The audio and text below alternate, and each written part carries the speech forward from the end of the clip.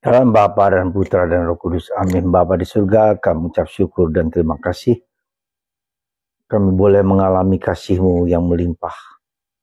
Memberikan kekuatan, daya, dan hikmat yang bersumber daripada-Mu sendiri. Terpujilah nama-Mu kini dan sepanjang masa. Amin. Para saudara, hari ini bacaan pertama berkisah tentang seorang dukun dari bangsa Israel, dari suku,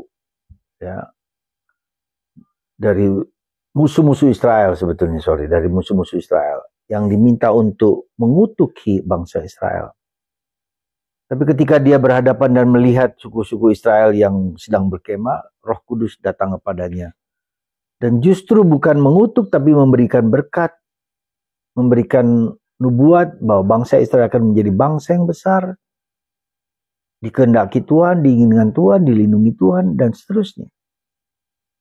Menarik sekali, saudaraku, terkasih bahwa orang dukun-dukun bahkan mengakui bangsa Israel adalah bangsa yang diinginkan Tuhan, dikehendaki Tuhan. Ya. Itu satu hal yang pertama. Yang kedua, dalam bacaan Injil, hari ini Yesus mengatakan ditantang, dari mana kuasa yang kau punyai? Dan Yesus bertanya, dari mana kuasa yang dipunyai oleh Yohanes Pembaptis? Dari surga atau dari manusia? Ya. Dan mereka tidak mau menjawab. Kalau kamu tidak menjawab, saya juga tidak menjawab. Saudara, bacaan Injil hari ini menurut saya sangat berkesan. Apakah ketika kita berdoa, apakah ketika kita ke gereja, apakah ketika kita rosario,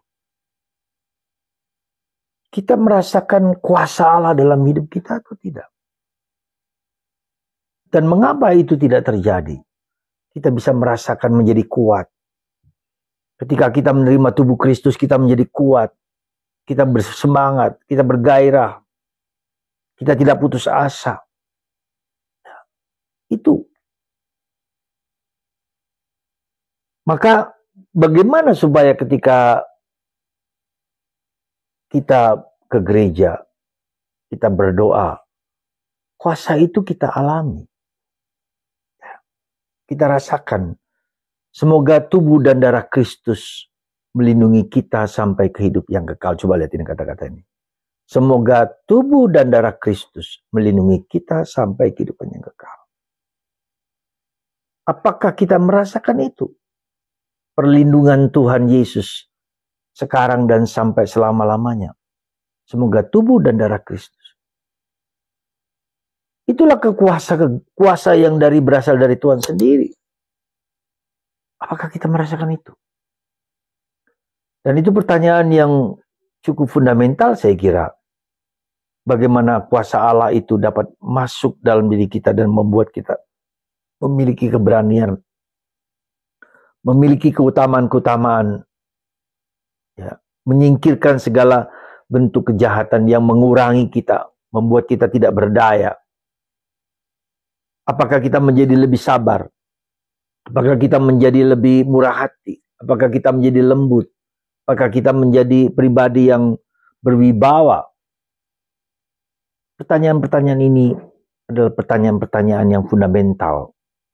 Itu berarti kemungkinan besar kita tidak merasakan kuasa Allah yang mengagumkan itu. Mungkin. Nah, di sini kuncinya apa? Kuncinya adalah merasakan, mengalami. Nah, bagaimana cara kita mengalami? Mungkin ada banyak cara, tetapi saya ajak Anda untuk melihatnya bagaimana cara mengalami kuasa Allah. Coba kita belajar hening, belajar diam, belajar sunyi dan merenungkan kata-kata kitab suci atau ekaristi.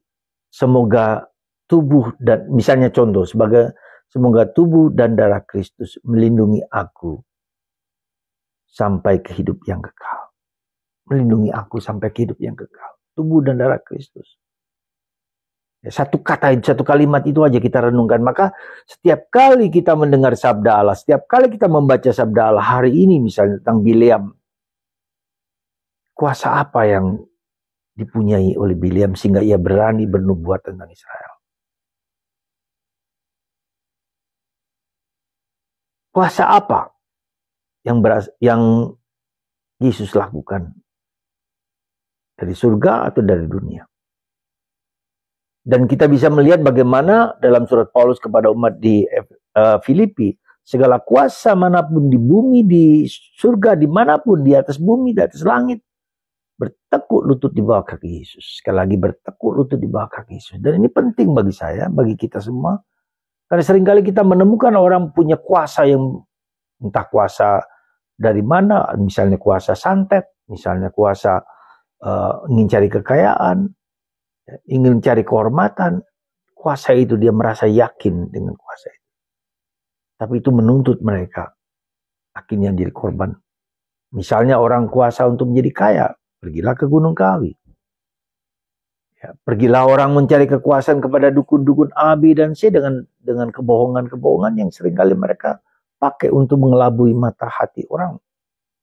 Untuk menjadi cepat kaya. Ya, maka dia harus memberikan uang sebanyak mungkin. Coba Anda perhatikan. Semua itu bertekuk lutut di bawah kaki Yesus.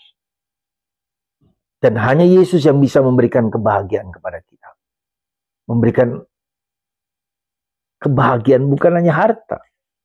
Dan kita seringkali tertipu dengan banyak harta, kekuasaan, seolah-olah kita bahagia dengan itu.